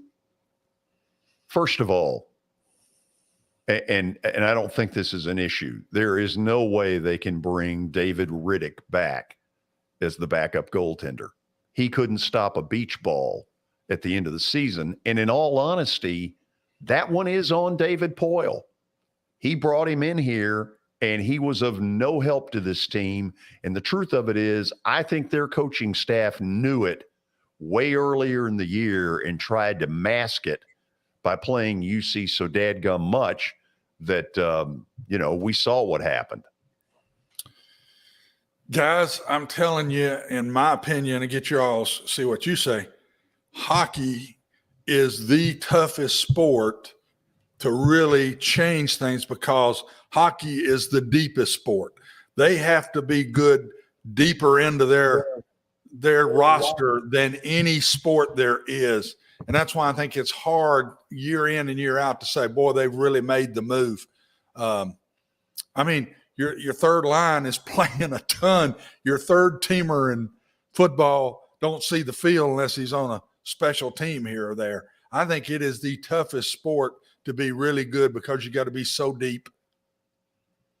By the way, want to wish Luke Cunnin the very best out in San Jose. We enjoyed having Luke on in our radio life. He would come on every week, good, bad, or indifferent, as far as what may have gone on the night before. Luke was a guy who would stand up. He would show up no matter what the situation was, and wish him a lot of luck. I'll leave it at that. Looky there. Look, Watson, can you see that? Absolutely. I love it. How about that setup? Brian Stewart, One Stop Realty. Okay, show us what all you got, because we may send you over to Terry McCormick's house. Yes. You saw it. It looked like Al Jazeera television. Right. And I want to first and foremost preface that I'm broadcasting from Hendersonville today and not Uganda, as Terry was earlier. I felt like I needed to step my game up today just to help Terry out. And I did want to show off the new season ticket member Derrick Henry bobblehead. Ooh, very nice. Fantastic addition with the removable crown and everything. Yeah. So, Terry, we've got your back no matter if you have the Yankees hat on or not. We still love you, man. You're a great guy. Would you like a Plaster bobblehead? I would love a Plaster bobblehead. Do we have a Terry McCormick bobblehead or a Watson Brown? Don't think so. And let me say this. Look, mine is 4 radio stations ago. So I'm being quiet. Huh? I'm not saying a word. No, I know you didn't. I'm going to be quiet. Was it a much younger, prettier bobblehead? Is that what you're saying? No, I'll tell you, though, I had final right of refusal on the thing. What I didn't want was a nose that was sticking out from here to there. And so they are crooked. Well, who said that? Did Brian say that? Brian said that. Wow. He's getting right into the spirit of this show, isn't he? Right. So do you own a company? Do you have anything you want to talk about? Oh, my God. Tell us about One Stop Realty. So, as I've said before, George, One Stop Realty is the hometown brokerage for all your real estate needs. We've been around since 1974. I took ownership of the company in 2019. We've added agents. We have expanded into building up our property management. Also, like we said yesterday on the show, we were talking about the auction side that we have coming at the end of this month. The growth with our agents is fantastic. We added 3 new agents in the past couple months. Angela Hyatt, Nathan Skelly, and Crystal Locke have all joined us, and they're going to be fantastic agents. They're ready to help you in all your residential, your commercial, property management, and auction needs. We are a family business, and we want to help your family find your next property in Middle Tennessee. Okay, tell people if somebody's interested, and they should be, just straight off that Braves hat. That ought to do it right there. But give people all the info as to how they can reach you. Office number is 615-822-0750. My cell phone, 615-440-7011. Or the website, onestoprealtytn.com. And you can also find us on Facebook. I encourage everybody to go out and like and follow our page, just as the same we did with George Plaster. We like and follow him and love you. Thank you so much for having us on here, George. Brian, thank you so much. And listen, we're going to employ you to maybe clean up Terry's act a little bit, because that background's not going to do it. Yeah, it's I think we need to also talk to him about the Yankees hat, but that's for another day, right? No question. You and I see eye to eye on that. I'll talk to you tomorrow. Thank you, George. See you, Brian. We'll go to the break on that. When we come back, we'll go out to Geodis Park. Nashville SC has a game tonight at 7:30. This is the George Plaster Show on Main Street Media Television.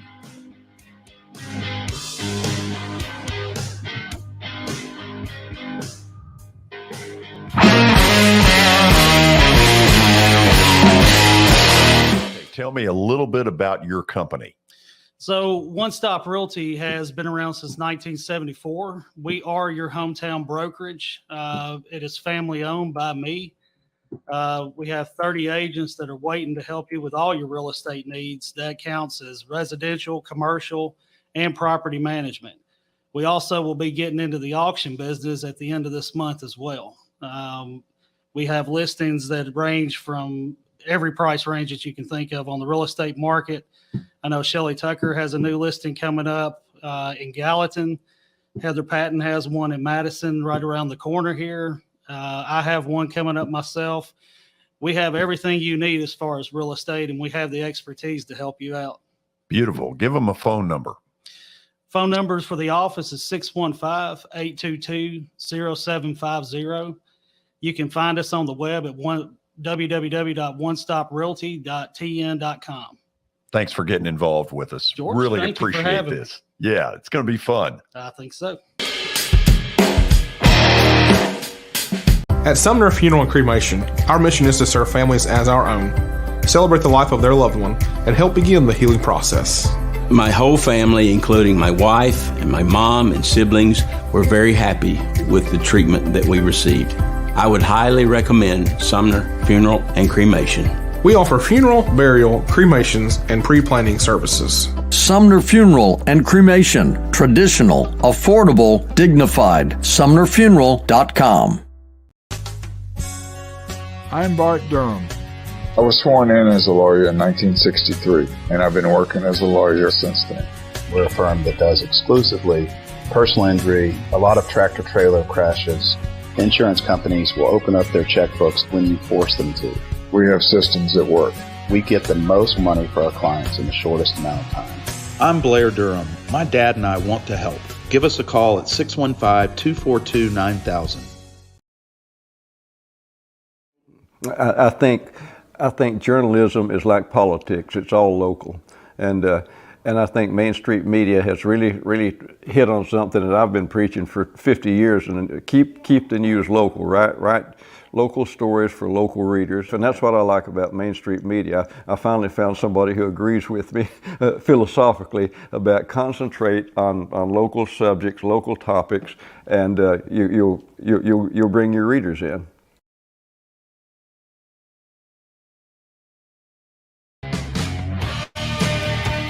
Big night of sports in the city. Sounds are home. 7 o'clock against the Memphis Redbirds. Nashville SC is home tonight. Big game with a lot of playoff implications. 7:30 against Seattle. For the latest on that, we go out to Geodis Park, where Butch Samide and Jordan Stallings are standing by. Thanks, George. Butch, after an unfortunate historic loss for Nashville Soccer Club on Saturday against Charlotte, you have to think that they're going to come out swinging tonight with some momentum, don't you think? Absolutely. I would expect Ani Mukhtar, CJ Sapong, Randall Lill, I would expect all these players to create some momentum on their own, trying to get a goal early in the game to establish that momentum, get this amazing crowd and atmosphere going in Geodis Park, and really try to get a win for the team. Now, Nashville has some players out tonight. Tell me how that's going to impact the game and the team overall. Yes, it is expected that Annabelle Godoy will be out again. Unfortunately, Nashville has been struggling a little bit without him in the past 3 matches. But as Coach Smith has said, they are trusting the depth at the midfield position. They are willing to play players that they think are really going to make a difference in this game. Tell me more about what Coach Smith and the players have been saying about the steps they need to take to continue to improve in the future. Absolutely. I would say the main lapses in the past 3 games have been on the defensive side. Walker Zimmerman calling it sloppy. He doesn't think that it's a difference in talent or physicality, however. He thinks that it's just communication and really focusing mentally throughout the entire game. And what would a win against Seattle tonight, what playoff implications will that carry for us? Well, as you look at the table of MLS, right now Nashville SC sitting at 7, Seattle sitting at 8, just 1 spot above them. This is a huge game with massive playoff implications. Tell me about some of the news that has come out with the Nashville Soccer Club and the All-Star Game coming up. Absolutely. It's always great to honor our players whenever the time is throughout the year. And Walker Zimmerman and Hani Mukhtar, 2 great performers throughout the entire year, being great and consistent, honored with All-Star Game nods for this year. Just great to cheer on our players and get to see them on an even higher level. Well, Butch, we can only hope that Nashville is going to bring some excitement back to our city tonight against Seattle. Back to you, George. Okay. Jordan, thank you very much. Been a busy week for the Stallings family. Her brother, Jacob, if you didn't see the show at the beginning, received his gold glove from 2021 prior to last night's game against the Pittsburgh Pirates. So they have been a busy, busy family going through the middle of the summer. Okay, Billy, you got a question off that line. Let's see what you got. We do have a question, George. It is from Tony in Nolensville. Tony! Oh, yeah. Would you work less for more money, even though it's dirty government money? Example, Live Golf. Oh, man. Tony, we're looking forward to hearing from you in real person soon. That will be fun. Watson, you want to take that one? No, I'm not touching it. I'm not touching it. Oh, man, we talked about this earlier. It is. Tony knows. He's sitting there. He knows this is not over. It's really going to be fun to see where this goes, guys. You're throwing those kind of dollars around. It doesn't go away in a week. So it's going to be interesting to watch. I don't think the PGA can do it without those guys they've let go. They've got to get them back on the PGA Tour. The press conferences at the British Open are going to be more interesting than the actual rounds that get played. Now, I don't know that I really believe that, but there are going to be some fireworks come out of somebody's press conference. You just watch. Listen to this one. And Billy and I probably are the ones to answer this. Football Gary says, will there be a year 2 in the USFL? Billy, you want to start that? Let me tell you the reason why we're doing that. We both went down to Birmingham back in early June. We saw Birmingham play. Who'd they play? Oh, George, I can't even remember. Here's the bad thing. That's irrelevant, though. Who cares? Birmingham played somebody. Let me tell you what they did. This is so cheesy. So the USFL right now is basically a TV-driven league. Fox has created this for programming. And apparently the scary thing was they didn't do half bad when they moved the playoffs to Canton. Those games got at least halfway decent numbers. But we went to a game, a Saturday afternoon game at Legion Field, and in the name of making it look like there was somebody there were about 5,000 people there. They put everybody on the same side of Legion Field, which just happened to be the sun side. And did I go off about it? Maybe. Yeah, George, first off, I think I waited about 40 minutes for a hot dog. And so it's not necessarily the best situation for fans in attendance.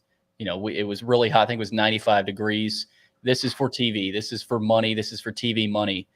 I don't know if there's going to be another season, but I do think there's enough interest in the South, especially a city like Birmingham. I mean, that team and that city, I think, carried the league to an extent. But anywhere else, you know, there's just not enough interest anywhere other than the South, I think. Watson, I used to think a spring football league was a good idea. I really don't anymore. No, I'm not big on it. I've watched them for years, had them in my town in Birmingham. We had two different teams in Birmingham. One of them was Canadian football. And I'm just not for it. I think it will be back, even if they have to do it exactly like they did it this year. I think they'll come back for a second year. They're trying to go to 3 more cities, is what I understand. I'm not sure what the cities are, but at least play in 4 cities instead of 1. I do think it'll be back one more shot. They're going to have to get more money involved, guys. You can't just go with Fox money, a little bit of NBC money. They got to get some money. They got to get some people involved in this. I don't know if they can. I think the most discouraging thing was the lack of any names at quarterback. When Shea Patterson is about the biggest name you've got, give me a break. They got to do better than that. If they're going to survive, they got to get some quarterbacks. I'm not saying you're going to go out and get NFL guys, but a Blaine Gabbert or, you know, some of your journeyman backups, for God's sakes, get a couple of them. Those journeyman backups are making a lot more than $45,000. That's what they pay those guys. Get them some LIV money. They're not there but 3 months, so I understand. But they're only making $45,000. You're not going to go get a backup, a third string quarterback in the NFL that's probably making $500,000 to come and play in that league. So they're going to have to find guys out of college, good name guys coming out of college that didn't get drafted or something, but got a little name about them. You're right, George. Quarterback play, I didn't think was very good. And now the other thing I worry about is this other league. It's the XFL, right? Doesn't it start next spring too? So. Is there an XFL and a USFL at the same time? Yeah, if there's 2 of these at the same time, guys, whoa, get ready. What's the other one on? The Oxygen Channel? Go check that next year. Do they have a last breath? Do you have one more real quick? Yeah, we got one more. Got to be quick here, George. This is from Terry Jennings on Facebook. He asks, the football fan base at Vandy has really deteriorated in recent years.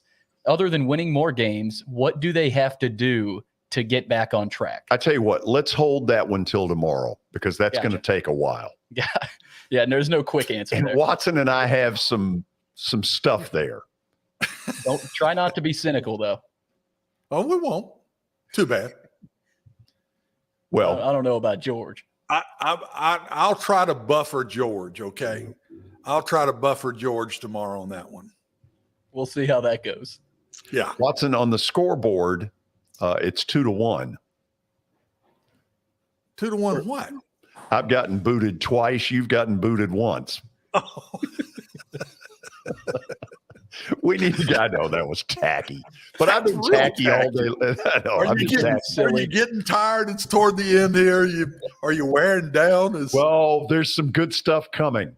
Oh, okay. The Plaster bet of the day, thank God it worked, is coming up after the break. You're watching the George Plaster Show on Main Street Media Television.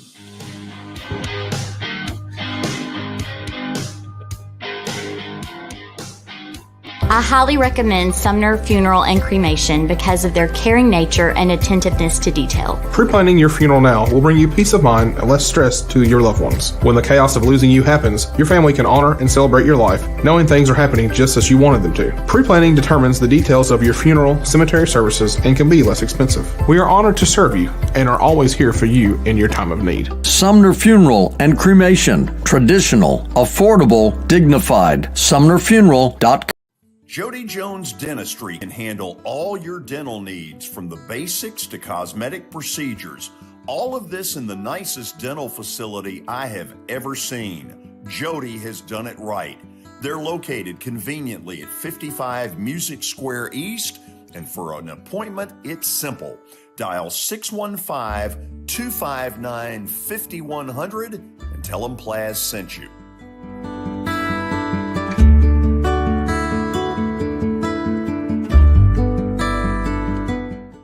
When you're thinking about golf, consider Riverside Golf Links. Under new ownership, the course has improved dramatically. It's now 27 holes, complemented by a 9-hole executive course. Book a tee time now at 615-847-5074 and get ready to enjoy the beauty of golf in the Old Hickory area at Riverside Golf Links.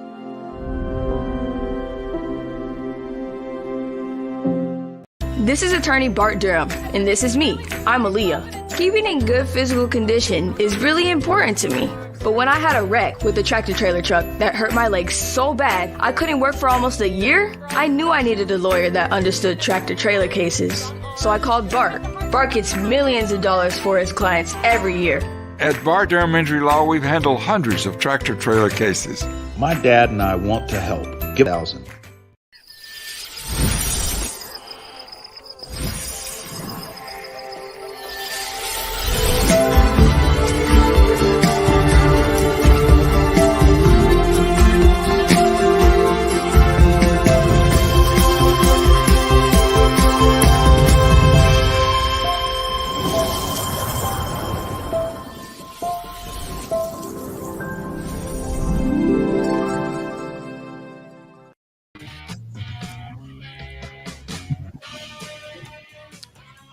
Yes, redemption.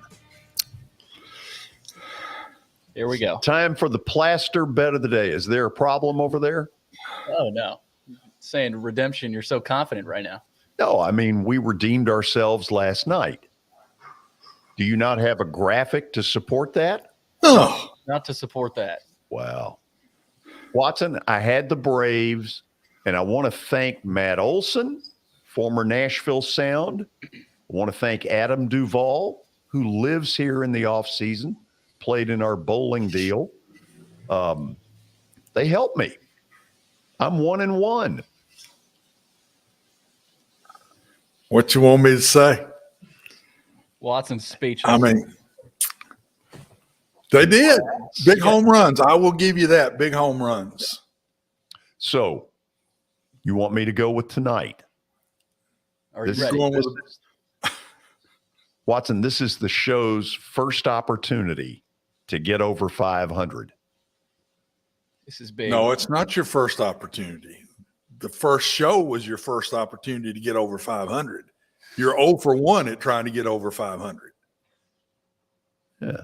Thank you for being so dadgum positive. Okay, well, let's telling you the truth. Yeah. You're 0 for 1 at trying to get to 500. Right. You love putting that out there. Okay. Let's show people what the Plaster bet of the day is. Yes. More baseball. Tampa. Well, yeah. What else is there? You got, I don't know. What do you want me to go Vegas NBA? Maybe. If you're willing to bet on that, you got some issues. The Tennessee Red Line. No question. So I'm going to go Tampa Bay. And I'll tell you why, because you're laying some heavy odds on this. This young guy, Shane McClanahan, has become as good a pitcher as there is in the American League. And he has been lights out for about 2 months now. Tampa Bay is going to win at home against the Red Sox. And Watson, tomorrow, we will be 2-1. I think you're right. I'll go with you on this one. You agree? I agree. I didn't agree. I agreed yesterday. I Okay. agreed with you on yesterday's. I agree with you on this one. So I think you're going to get to 2-1. This will get a lot more fun when we get to football. Well, I hope so. I mean, my gosh, Billy, he gets to pick any game he wants to pick. Anything off of any game. We need to put Watson in here so we keep track of the standings. No. I'm not getting a little compensation. Yeah. No. Why don't you come in every once in a while? No. Billy, do you realize where I finished as George will tell you, in the underdog picks? Do you know where I have finished the last 2 years? I'm guessing at the bottom. Dead last. That's not Dead saying last. you can't Not last. bounce back Dead this year. last. Hey, Watson, on that, see you tomorrow. See you tomorrow, babe. All of you behave. You've been watching the George Plaster Show on Main Street Media Television.